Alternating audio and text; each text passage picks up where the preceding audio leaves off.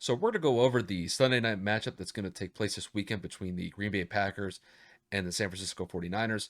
So to give you guys just a quick rundown of the matchup that we have, Green Bay is coming off of a really good home win against the Detroit Lions last week. They won by the score of 35-17, and they currently sit at 1-1 going into week 3. And then to kick it to the San Francisco 49ers, the San Francisco 49ers are sitting at 2-0. They beat the Lions in week 1 by the score of 41-33, and then they had a pretty solid road win against the Philadelphia Eagles last week, and they are currently in a 3-team tie at the top of the NFC West at this current moment in time. So Kevin, I'm going to kick this to you. What are your expectations for this matchup between the Packers and the San Francisco 49ers, and who do you think is going to come out on top when it's all said and done? Well, honestly, I think this is going to be a great primetime game. I think that both teams are very competitive and both quarterbacks are looking to prove something. Obviously, Jimmy's looking to continue the success he's had this season so far, paired with apparently the NFL's leading receiver in Deebo Samuel, in which I never would have saw coming. And I'm pretty sure if Vegas had odds of who would lead the league in receiving this far or thus far, pretty sure no one would have ever assumed it would have been Deebo. But, shout out to Deebo out of South Carolina.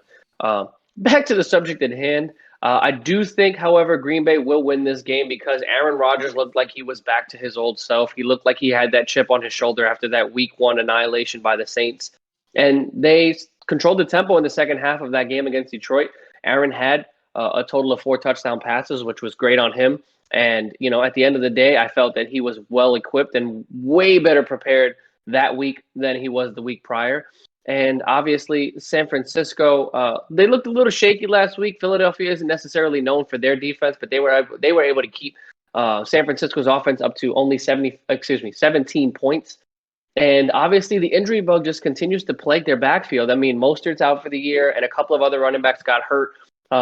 Their rookie running back, Elijah Mitchell, ended up getting injured as well, and he's listed as questionable. So the run game just does look like it's up in the air for San Francisco, and what it is they're going to do with that, I don't know. Can Jimmy carry the load throwing the ball 40 to 45 times? I don't necessarily think so.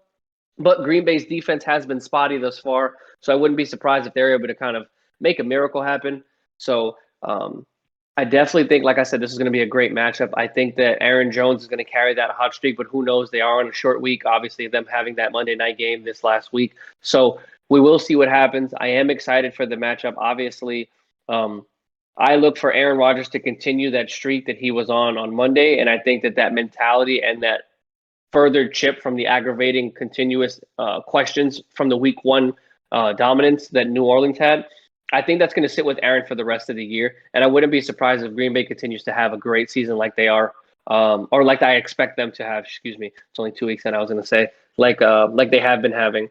But I would not be surprised if San Francisco finds ways to poke holes in this Green Bay defense, though. I'm not going to give any scores. I do think, like I said, Green Bay will win as a final outcome. I don't know how close it will be. It really depends on what Jimmy G you get, and it also depends on what Aaron Rodgers you get. Are you going to get Aaron Rodgers from week 1, or are you going to get Aaron Rodgers from last week? So there's too much up in the air. There's a lot of moving pieces here, but I do think Green Bay ends up on top, and they move to 2-1 in the year. I'm going to agree with you, and the way that I'm going to approach this is something like this. I'm approaching this from like, who am I more confident in this matchup? Is it Green Bay or San Francisco? I'm a little bit more confident in Green Bay than I am San Francisco, simply just because of, like you mentioned, with the injuries that they've had in the backfield. Raheem Mostert's out for the year. Eli Mitchell is questionable going into this week, and it kind of leaves a question of whether or not that Jimmy can be able to carry this offense by himself, like you mentioned, throwing the ball potentially 35 to 40 times against that Green Bay defense. And then when I kick it over to Green Bay is in a situation where they're coming off of a really good home win. They won by 18 points against the Detroit Lions. It seems like that win kind of kicked themselves into gear. Like, okay, now we're here, we're ready to go. And I think just that momentum from that home win that they had against Detroit, I think it's going to be able to carry them over the San Francisco 49ers in this matchup. I think that Aaron Rodgers finally has his wits ready, just because in week 1 he looked completely useless. The offense looked atrocious against the Saints. I mean, they only scored 3 points against New Orleans, and since then, granted it's only been one game, they looked like the team that they were last year, where They were at the top of the NFC, and they were only one game away from getting to the Super Bowl last year before they lost to the Buccaneers. So I like what they were able to do against Detroit. They were able to establish a good run game with Aaron Jones. And I thought Aaron Rodgers, he was solid, throwing 4 touchdowns in the process. And I thought some of the throws that he made against that Lions defense were just like vintage Rodgers throws that he's made throughout his entire career. And I think he's going to be able to make a lot more of those throws against San Francisco's defense. San Francisco's defense to me is up and down depending on who they play, because even though they beat the Lions in week 1, they gave up 33 points in the process.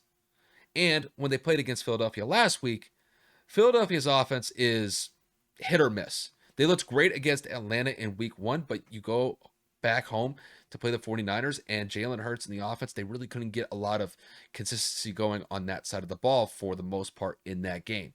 Now, I do think that San Francisco is going to be able to put up points in this matchup because Green Bay's defense is historically weak when Aaron Rodgers has been the starting quarterback for them. But I don't believe it's enough to overcome what I think Aaron Rodgers and Green Bay's offense is going to be able to present San Francisco's defense in this game.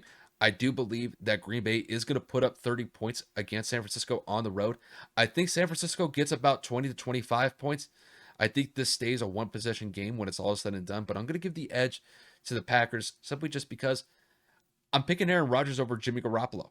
I just have more faith and more confidence that Rodgers is going to do more against San Francisco's defense than what Jimmy G is going to be able to do against Green Bay's defense. You know, I do think that by and large that Green Bay is still one of the best teams in the NFC. I know that's kind of difficult to say after what took place in week 1 against the Saints, but this team looks focused. They look hungry. They look like they finally have it together.